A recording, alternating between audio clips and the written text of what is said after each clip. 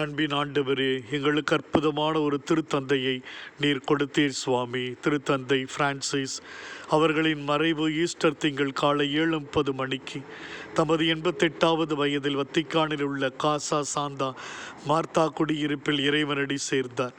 அவர் தன் வாழ்நாள் முழுவதும் ஆண்டவரே உமக்கும் திரு அவைக்கும் தன்னை அர்ப்பணித்து வாழ்ந்தவர். நற்செய்தி விழும்பியங்களை நம்பிக்கையோடு துணிவோடு இந்த உலகிற்கு அறிவித்தவர். ஏழைகளின் மீது தனிப்பட்ட பாசமும் பற்றும் கொண்டிருந்தவர். குழந்தைகளை அரவணைத்தவர்.